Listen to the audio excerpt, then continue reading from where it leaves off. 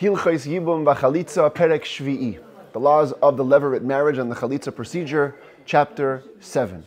Today we continue to discuss complex cases that could arise in these dynamics of Yibum and Chalitza, where you have multiple brothers married to multiple sisters or to multiple types of women, and in which cases we have to do Chalitza, which cases we're allowed to do Yibum, and it's going to continue to tomorrow as well, just to describe a bunch of different cases and what to do in terms of Yibum and Chalitza. The Rambam begins, Halacha Aleph, Shnayim min ha'achin nisuyin l'shtei achayos. There are three brothers, two of them are married to two sisters. So in all of these slides, people of the same color are typically means that they're siblings. Okay? With the brothers, I always have one orange guy. The orange guy is the one who needs to do Yibum or Chalitza, but he's still part of the brothers. Okay? So there's three brothers here. Two of them are married, each one to a sister. Umeisu shnehem. They both died. V'loi noida eze mehem meis rishon. And we don't know which one died first. So now, hoyil v'i efsher. Liyabim shteyen, since it's certainly impossible to do Yibum to both of them, this one man will definitely not be able to marry both of these women. You know why? Because they're sisters. You can never be married to two sisters at once. The question is, which one comes first? If this one died first, then this guy has to take care of this woman. If this one died first, he's got to take care of this one. He certainly can't marry both of them. But the bond has fallen to both of them.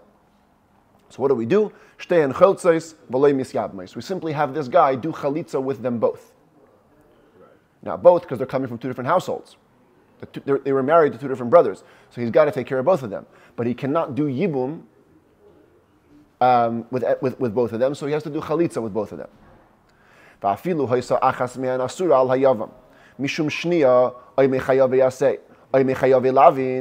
Even if one of them, it would have been problematic for this guy, for the yavam, to marry, let's say she was forbidden to him on a negative prohibition, or a positive commandment, or rabbinic injunction. The point is, one of the women was problematic for him.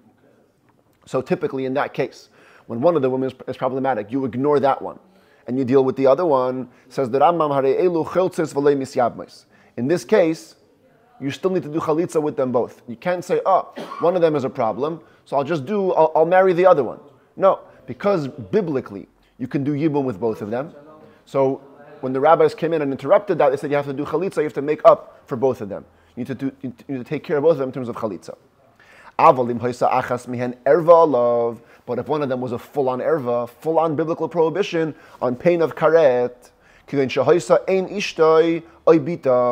for example, it was your mother-in-law or her daughter, your wife's daughter. So now the sister is permitted to you. You can actually do Yibum with this one. If the top one, maybe I have a picture of it over here. Yeah, here's the top one. The top one is an erva, literally biblically prohibited to this guy. So what he does is, he simply can marry this Yivama by doing Yibum. If he wants, he can do Chalitza, but if he wants, he can do Yibum. Because never did a bond fall on both women. A bond never falls between you and a woman who's biblically prohibited to you. There is no bond on a woman who is prohibited on the level of an erva, and therefore he can do Yibum to the second woman. Now, both of the cases we just learned are where there's only one brother, one surviving brother, after the two brothers died. Let's now consider a case where there are two brothers. Okay, so we had the two red guys were married to the two blue women, and there are two orange brothers surviving after the brothers died. And now the Rambam says, Halacha Beis, Hoisa achas mehen asura al yavam zeh mishum erva, v'ho acheres asura al yavam hasheni mishum erva. Each woman is prohibited respectively to one of the yivamim, to one of the orange men. So this, see, we call them Aleph and Bet, number one, number two. Here, number one, number two. This woman is problematic to this guy. This woman is problematic to this guy. But the opposite is not. She can marry him with no problem, and she can marry him with no problem.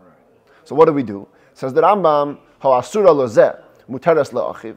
The one that's prohibited to this one can marry the other brother. V'ha'asura lozeh muteres le'achiv. And the one who's prohibited to this one can go to the other brother. Sharei nafla zikas kol echad mihen ala mutares le bilvad. In the cases of single prohibitions, we say that the bond only develops with the brother whom you're allowed to marry. In other words, because looking at this case, this one cannot marry number Aleph, so that means that when the brother died here, the bond only fell on brother number Bet. Right. So he can take her. Same thing with her. Once the second brother died, leaving her a widow, because she knows she cannot marry number Bet, her bond only developed with number Aleph, and therefore each brother can marry the woman who he's allowed to marry. Each brother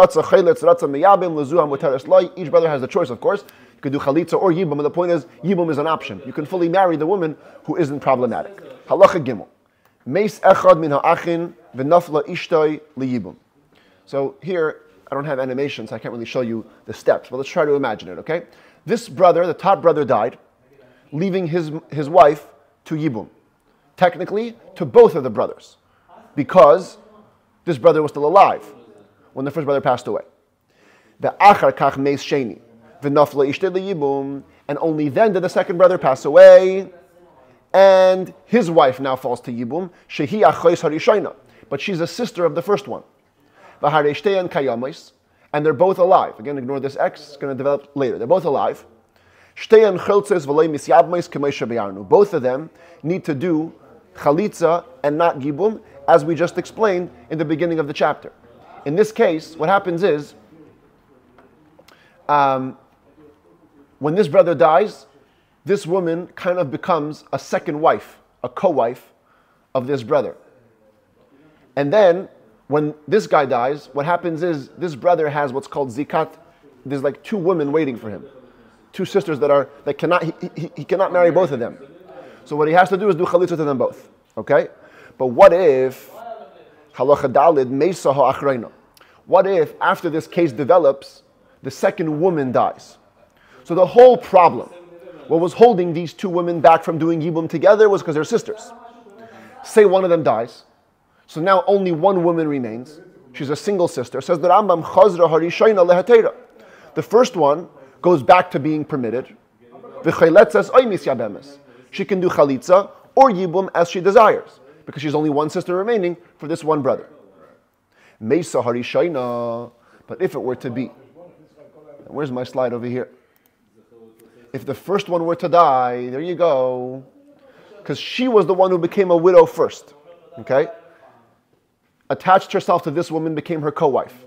Second brother dies, and then she dies. First woman dies. Says the Rambam, the second woman remains forbidden. She cannot do Yibum. She can only do Chalitza and not Yibum. Why? Because initially, at the time when she became a widow, there was no Yibum possible to be done because her sister was still alive. Now that her sister died, that permission doesn't reawaken, because there was never permission. In the first case, at the time that her husband died, she was fully permitted. Later, with the second husband's death, she becomes prohibited. So with the second wife's death, she can become permitted again. But the second wife never was ever permitted. It was always prohibited. And therefore, she can never go back to being fully permitted. She must do Chalitza and not Yibum. Similarly, if one of the brothers would have done not death, but rather Chalitza to the second wife, so then Hutra Harishayna L'Shara Achin. If there's other brothers involved, the first woman becomes permitted to the other brothers. The bond which was forbidding her on account of being a sister, this guy has dissolved by giving Chalitza. Since that bond has been dissolved, all that remains is this one woman, and she can do Yibum with the other brothers if there are. Halacha hey,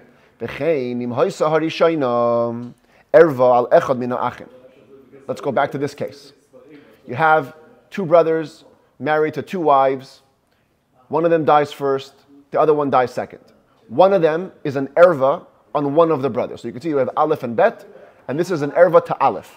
It means she's biblically prohibited to marry brother number one. The kadam v'yibe mesa'achreina she'imutaras lo.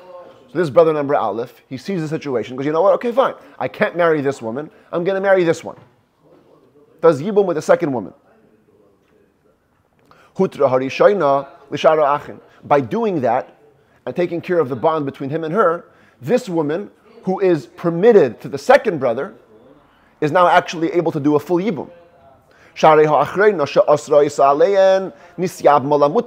The second woman, who would have created the prohibition of Yibum on account of being two sisters, already got married, took care of herself. She goes to some other guy who's allowed to marry her. And therefore, the first woman can marry the other remaining brother. But if it was the opposite, the second woman was forbidden, not the first woman. First woman who became a widow was totally permitted to both the brothers, technically. Second woman who became a widow was an erva. So now says the Rambam, so the brother, the Aleph brother, who has this woman who's problematic to him, he goes ahead and does Yibum with the first widow, who he's permitted to. But the other brothers, even though for him this marrying her is no problem, technically, in the case of Yibum he cannot. Why? They must do Chalitza and not Yibum, as we explained. Why is that? Because this woman, at the time when she became a widow, her sister was already a widow. She was not able to do Yibum. It's a similar principle to before. The first woman, she becomes a widow first. At that time, she's the only widow. If there was nothing else happen later in the future, she can go ahead and do Yibum. The second woman, by the time she became a widow, her sister was also a widow, not allowing for Yibum to go forward. So even if the brother took care of her by doing Yibum with her, the initial prohibition still remains on the second woman, and therefore she can only do Chalitza with the second brother. If the brothers didn't ask the rabbi's advice, they simply married each one, the sister who they were allowed to. So this guy married this woman, this guy marries this woman. We literally take them out of the marriage because it's not allowed. Even if the first one might be, second one is not. So that covers the idea of the two brothers, one dying after the other. It says that Rambam Malachavav, Shloisha Achin. We continue now, three brothers. Shnayim mehen nesuyin l'shtei achayos. Two of them are married to two sisters. Okay, two red guys married to the two blue women.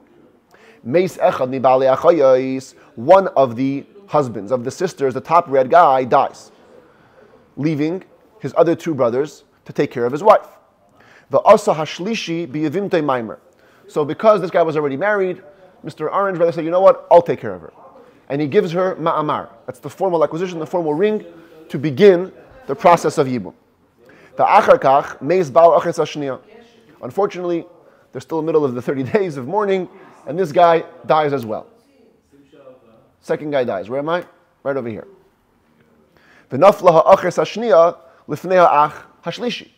And now, both women, the second sister is now also looking at the third brother for some hope, for some guidance, for some Yibum, for some Chalitza. So now, this guy can say, 1 second, look, I already started the process with my other sister. I already gave her a ring. And now comes the husband and dies, second husband, what do I do? Says the Rambam, he cannot go forward with marrying the first widow. Why? Because at this point, there are two sisters waiting in the wings. He must give a divorce to undo that ring to the one who got ma'amar, v'chalitzah, and do chalitza to her. Because the get will only undo the consecration, it won't undo the bond. To undo the bond, he has to do chalitza to her. And he also must do chalitza to the second sister, different marriage, different household, to allow them to get married to a regular person. So unfortunately, the second guy's death gets in the way of the third brother consummating any marriage. So in this case, you see there's a get and a chalitza on line number 1 to the first widow, and simply a chalitza on the second line to the second widow. Okay, similar case to before, one variation. Says that I'm a malach hazayin, meis zeh she'asa ha'maimer.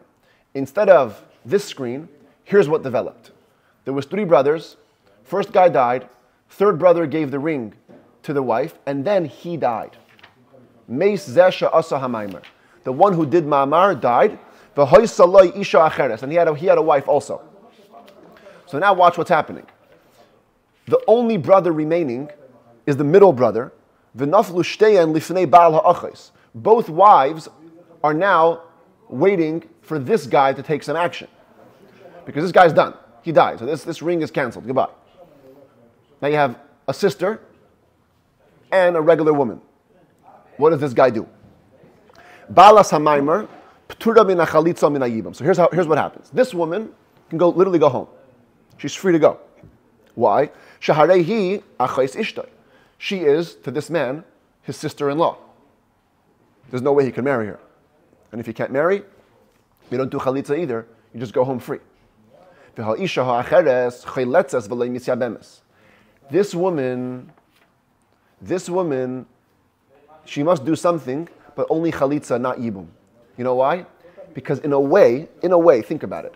This brother was also married to the sister-in-law. Because he had given a ring, some kind of bond was created.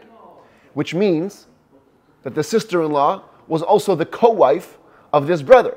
Whenever there's one of the co-wives that you can't marry, all the co-wives go home free. So since in a way she's the co-wife of this guy, so for this brother also it's like marrying a sister-in-law. So technically, you can't do Yibum. But since the ring didn't acquire her fully, so there is some kind of a bond, so you got to do Chalitza. That's what he says. Do Chalitza to this wife. Dissolve the bond with Chalitza. You can't do Yibum, because maybe there's a co-wife here, but you do Chalitza. The ring doesn't acquire her fully to the point of exempting the co-wife completely. It exempts her from Yibum, but not from Chalitza. Halacha Ches, consider the case on the screen. We have Mr. Red was married to Mrs. Blue. They are a couple. And Mr. Red dies. Technically speaking, both brothers here have a bond with Blue that they got to take care of. Something's got to happen, Yibum or Chalitza. Meanwhile, one of the brothers goes ahead, ignores this woman who's waiting for Yibum or Chalitza. One of the brothers goes ahead and gives a ring to the sister of the woman that's a widow right now. He did it while he's alive. No, Mr. Red is dead. Mr. Red is dead. Completely dead. So he needs to... Technically, he needs to first pay attention to this woman. Yeah, but he ignores her, and he goes to the sister. But that's not according to the law. Oh, so now the question is, what do we do with this marriage? So here, since there's another brother, technically... Okay, so he can do the other. So we tell this orange guy, look, you shouldn't have done that. But, hamtein, you can wait. You don't have to divorce her, but don't marry her yet. Until your brother takes action. Maybe he will do Yibum to Mrs. Blue, or Yachleitz, or maybe he'll do Chalitza, liyavama zu haskuka lekulchem, to this Yivama who is really bound to all of you. You took a bad step, but we can save it. If your brother takes action, he'll save the day for you. If indeed this brother is kind enough and does what he's supposed to do, he does Chalitza or Yibum. So this is the blue bow over here, the blue arc. Then, or if she dies, by the way, Mrs. Blue dies, takes care of all the issues. So then, he can continue. Go ahead and marry the woman that he betrothed. This is the case where the brother took action. This is the case where the woman would have died. She dies, no problem. Go ahead with your planned marriage. Meisu echav kulam. But what if... After passing away, is there there's no limit of time? No limit of time. But what if Meisu echav kulam? What if all the brothers died? He tried to marry this woman, hoping that his brother would save the day. The brother also passes away. Now he's got to take care of Mrs. Blue. He's the only brother who could do Yibum or Chalitza. Says the Rambam, Moitzias arusase beget. Unfortunately, the planned marriage is going down the drain. It's off the table. He's got to give a divorce to the woman who provided a ring for, plus v'yivimte b'chalitza. He must extricate this widow by doing chalitza, dissolving the bond. He cannot go ahead and marry her because there was already a relationship established with the sister. Not strong enough, but strong enough to put marriage with the second sister also off the table. So he loses all marriage access. The imesa arusasai. What if the woman who he had a planned marriage with died? The green sister here passed away. Bein shemesa kaidem misasachin, bein shemesa la'achar misasachin. Whether she died after this brother died, So it's an inaccurate screen. I should have had an X here also on this guy. In other words, both the brothers and his planned wife died. So now, Chazra Hayavam Alehatera, Mrs. Blue goes back to being totally permitted because she's the only widow on the table. There is no sister, and he's the only brother on the table. And therefore, V'ratza Chayletz, Ratza Miyabim. He can do whatever he wants. He can do Chalitza, or he can do Yibum. Shkoyach. Halacha tes. Shloisha achin, 3 brothers. Shnayim mehen nesuyin l'shtei achayis. 2 of them are married to 2 sisters. V'yesh l'chol achas mishtei and tzara. And each one has a co-wife. So pay attention. The 2 blues are sisters. The 2 greens are not related. They're separate wives that each brother has. Umeisu hanesuyin asa achayis. The 2 brothers who were married to the sisters passed away. V'naflu ha'achayis v'tzareseya and lifnei yavam. All 4 women here now are looking towards this guy for some help. Right. We need Yibum or Chalitza. But he can't be married to 2 sisters. So. So now, here's the thing. There are 2 sisters that have fallen to him together from 2 different households. But there are also 2 unrelated women that have come from those households. So the Rambam says, Im cholatz latzarais, if this brother performs Chalitza with the co-wives, with either of the green women, nifteru ha'achayis. That exempts the sisters from doing anything. That takes care of the sisters. Even one of them. Mm-hmm. Yes. Because he can marry one of So, them legally.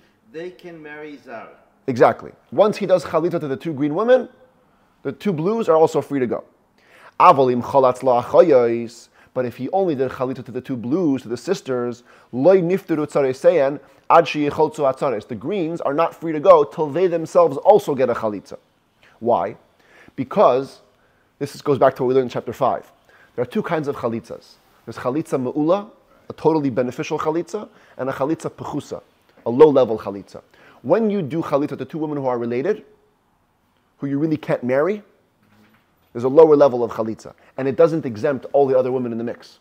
So doing chalitza to the green woman is a full chalitza.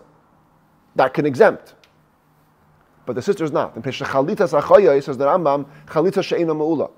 Any chalitza that you would do to the sisters is not the highest level of chalitza, because they cannot become yibum, since they're sisters. But chalitza she'ena me'ula eina poiteres atzara k'meisha b'yarnu, and a low-level chalitza does not exempt a co-wife, as we explained in chapter 5.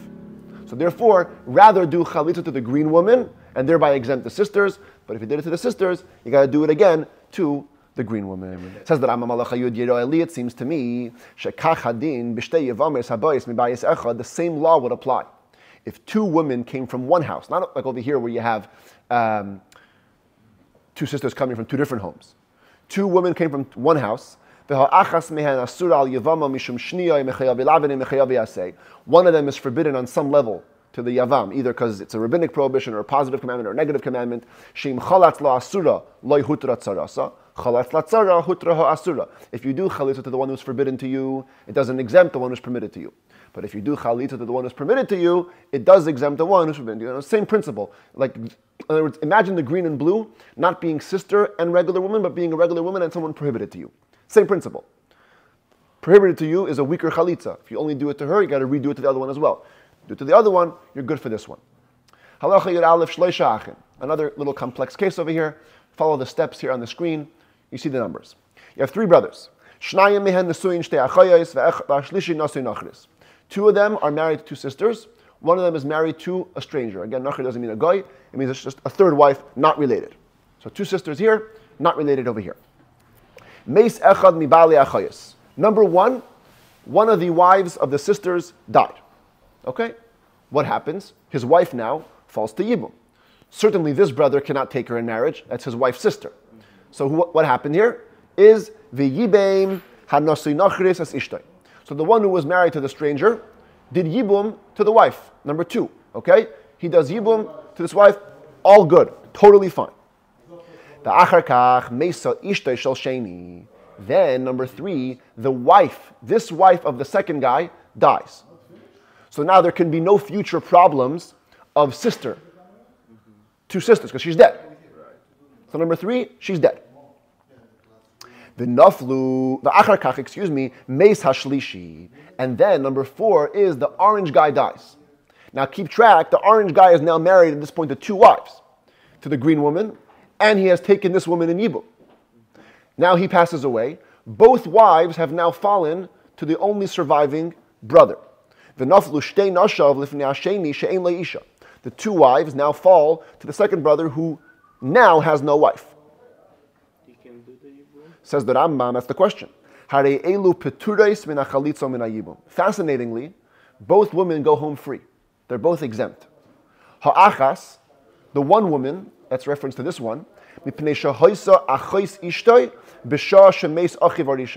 because when his brother had originally died, she was the sister of his wife, she becomes prohibited to him forever on account of being a brother's wife. And we know, like any other wife of the brother who wasn't alive at the time, if the brother was born later, he's forbidden always. She's also forbidden always. And because she's forbidden always, now that she became the third guy's wife, she further exempts any of his other wives. The hanachris mishum sarasa. Why he could not marry the green? Because the green woman was a co-wife with this woman. Remember, this orange guy married her. So because at the beginning, top blue lady was forbidden to this red guy, at one point in time, she stays forbidden forever and drags along with her and the other co-wives. And so what happens is, they literally go home free. Yeah. Second brother tells them, you're free to go. Halacha Yud Beis v'chein shnei achin, same principle would apply in this case. 2 brothers, nesuyin l'shtei achayos, married to 2 sisters, umeis echad mehen, v'achar kach meisa ishtei shel sheni. One of the brothers dies, and then the wife of the second brother also dies. Harezu asura oilamis. She is forbidden to this brother forever. Hoyil v'nesra alav b'shas nefila. Since at the time that the first brother died, she was forbidden because the sister was still alive, that prohibition stays in place forever. Aval hamegarish es ishtei v'hechazir of ameis. But if it wouldn't have been an issue of marriage, it would have been an issue of divorce, which means the following. You had 2 brothers married to 2 sisters, okay? And then Mr. Red at the top divorced his wife. Now, the moment one of the brothers divorces his wife, that woman is forbidden to all brothers forever. Forget sister guy. This guy also. Grushat achiv, it's called. Your wife's divorcee is forbidden to you. Right, okay. But then he remarried her. Top brother remarried her. Right. And then he died. So now you got 2 issues at play. On the one hand, at one point, she was a divorcee of his brother, which makes her forbidden to him forever. On the other hand, right now they're married and he died childless, requiring Yibum. So the Rambam says, Harezu muteres layavam. She can marry this guy. Even though there was a point during the brother's lifetime, i.e. when he divorced her, that she had become forbidden to him, she goes back with the remarriage. She goes back to be permitted,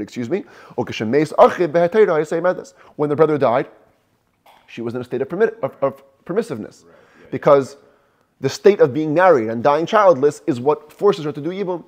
And so he's allowed to do Yibum to override the prohibition of being a divorcee of the brother. Now, let's consider this same case, but both women here, or at least the top one, is a minor. Ktana shehisiya aviha, a minor was married off by her father.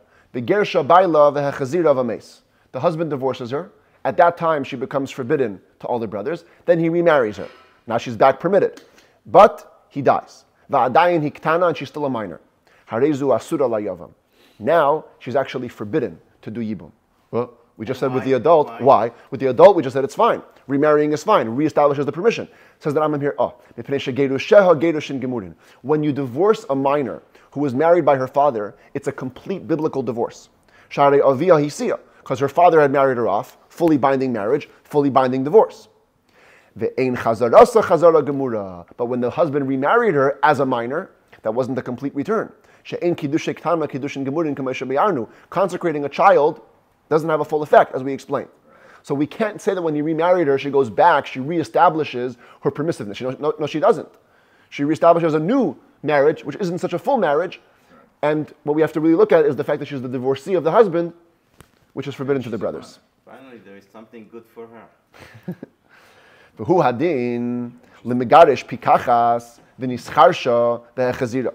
Same thing would be, not a minor, let's say she was a fully competent woman. He divorces her. V'nischarsha. During the divorce stage, she becomes a deaf mute. V'hechazira, and then he remarries her as a deaf mute. V'meis v'nicha chereshes. He dies, leaving her deaf mute. She asura layavam ve'ena chayletzes v'loy misyabemes. She's forbidden to the orange brother. She cannot do chalitza or yibum. Why? Again, as a deaf mute, her re-established marriage was not as binding as the divorce was. The divorce was more powerful, and the divorce prohibits the brother from marrying the divorcee forever. Were there to be a co-wife in this case, this woman who was a minor, or a deaf mute, if there was a co-wife here, she can actually do whatever she wants. The exemption over here doesn't cover the other co-wife. She can do chalitza or yibum.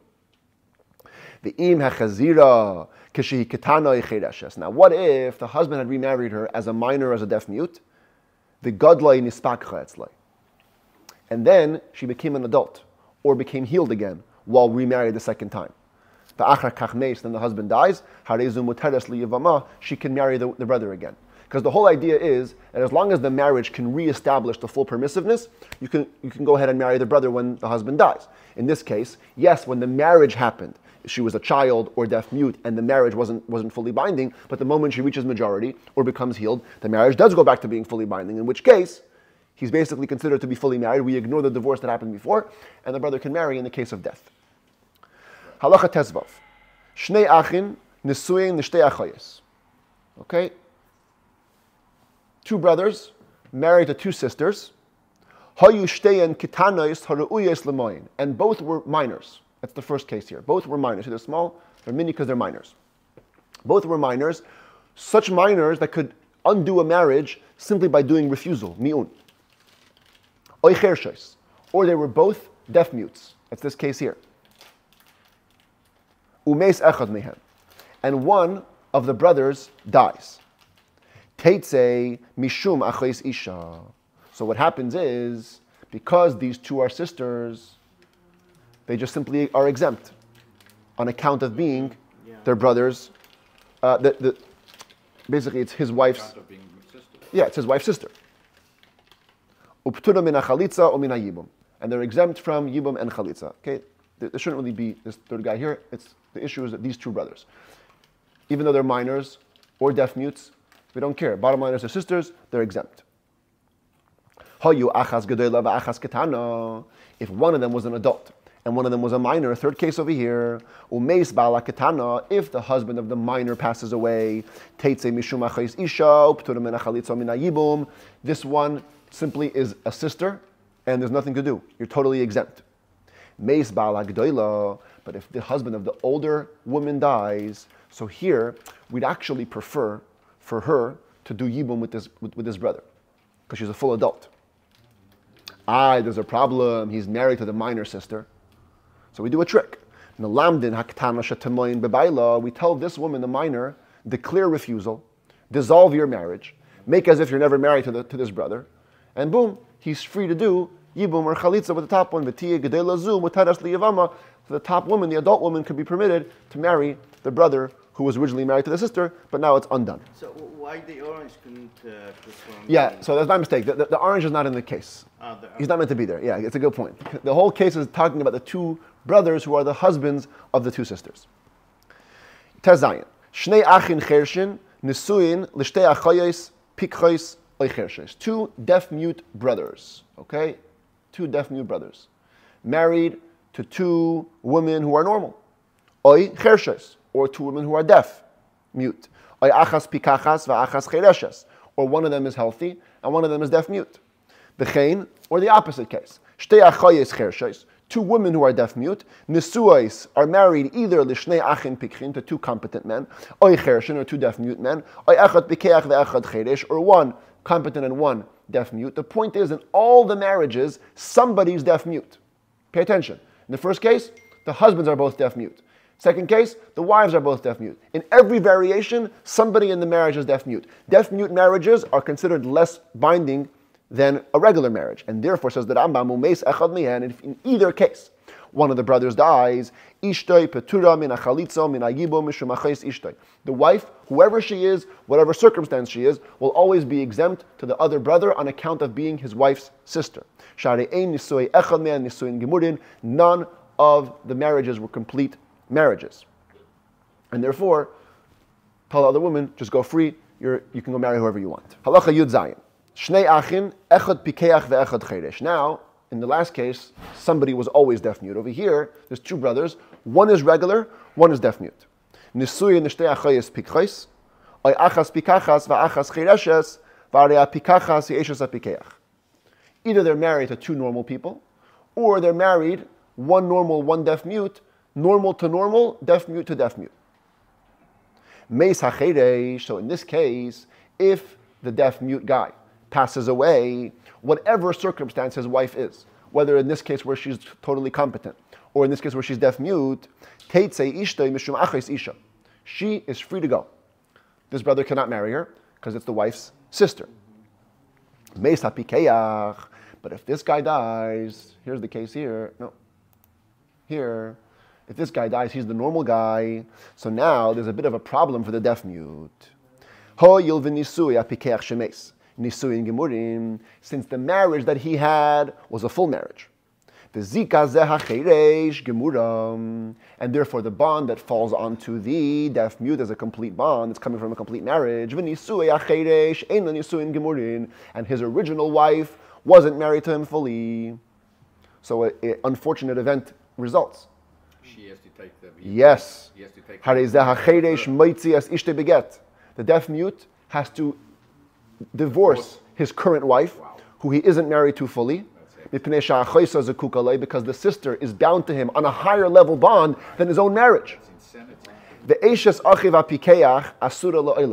However, the woman who is bound to him is forbidden forever. She cannot do anything. Because he cannot marry her because he was once married to her sister. She cannot do chalitza because he's deaf-mute. So she is stuck forever till he dies. That's the painful part of this case. So he loses his wife, and the other woman doesn't even get helped. Right. Until he dies. Unless the guy dies. He cannot give chalitza. Why? It doesn't really make sense if she cannot go free.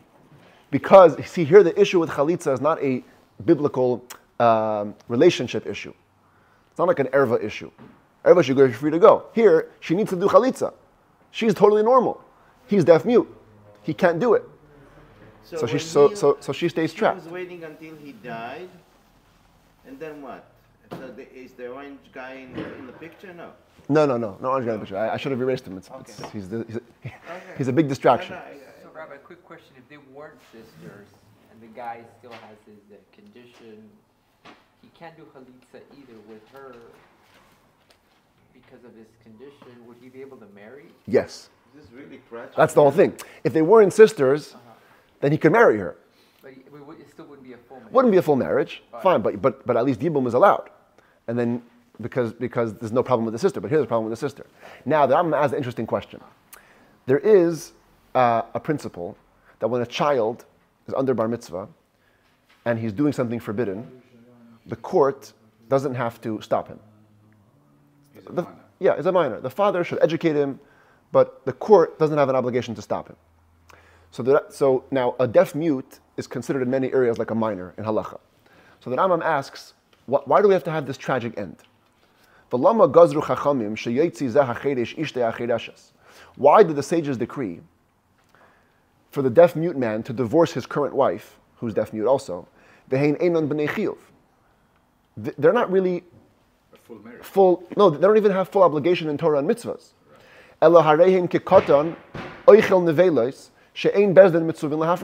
They're like a child who eats non-kosher meat, where the court doesn't have to stop him. So yes, it's true that he cannot marry the other woman because of the sister, but let him stay married to his wife at least. Right.